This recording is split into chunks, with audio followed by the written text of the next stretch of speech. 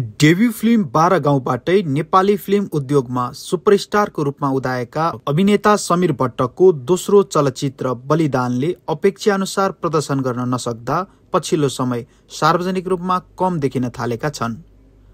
यही कारण धेरै दर्शक र फ्यानले समीर भट्ट कहाँ छन् भन्ने प्रश्न गर्न थालेका छन्। समीरले डेब्यू गरेको चलचित्र 12 गाउँले बक्स अफिसमा करिब 20 करोड बराबरको व्यापार गर्दै सुपरहिट सफलता हात पारेको थियो।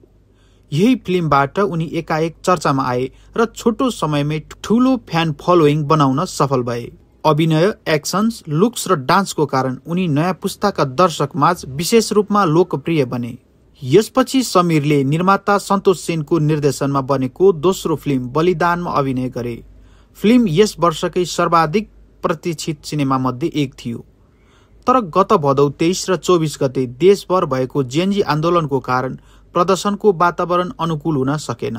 प्रतिकूल परिस्थितिको बावजुद फिल्मले करिब 6 करोड रुपियाँको व्यापार गर्न सफल भयो। यद्यपि पहिलो फिल्मको सफलतासँग तुलना गर्दा बलिदानले अपेक्षित व्यापार भने गर्न सकेन। बलिदानपछि समीर सार्वजनिक कार्यक्रममा कम देखिए, जसको कारण उनी गायब भए भन्ने चर्चा सुरु भयो।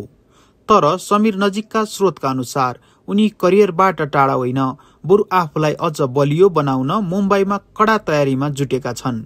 आफ्नो अभिनय र एक्सन क्षमतामा थप निखार ल्याउनको लक्ष्यसहित समीर पछिल्लो 2 महिनादेखि मुम्बईको चर्चित स्टुडियोमा अभिनय वर्कसप र एक्सन ट्रेनिङ लिइरहेका छन्।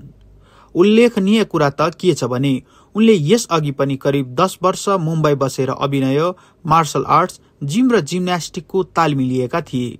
सफल डेब्यूपछि उनी पुनः सिकाइको बाटो रोज्नुले अभिनय प्रतिको उनको गहिरो प्रतिबद्धता देखाउँछ। समीर हाल आगामी बहुप्रतीक्षित फिल्म 12 गाउँ 2 को तयारीमा मुम्बईमा गएका छन्। फिल्मको स्क्रिप्ट लेखन अन्तिम चरणमा पुगेको छ भने चैत वा वैशाखदेखि छायाङ्कन सुरु गर्ने तयारी निर्माण पक्षको छ। छायाङ्कन सुरु हुनु अघि मात्र समीर नेपाल फर्कने बताइएको छ। फिल्मका निर्माता तथा अभिनेता विराज भट्ट हाल राम नाम सत्यको छायाङ्कनमा व्यस्त छन्।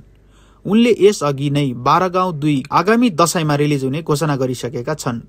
12 गाउँमा समीरको भूमिका केही छोटो भएको दर्शकको गुनासोलाई यस पटक सम्बोधन गरिने बताइएको छ।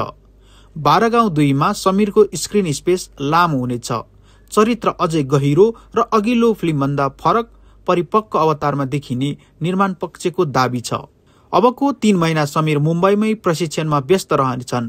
त्यसपछि उनी नेपाल फर्केर पिता विराज भट्टको निर्देशनमा बन्ने 12 गाउँ 2 मा काम सुरु गर्नेछन्। दर्शकले अब समीर भट्टलाई नयाँ लुक्स, सशक्त अभिनय र दमदार एक्सन सहित ठूलो पर्दामा पुनः देख्ने प्रतीक्षा गरिरहेका छन्।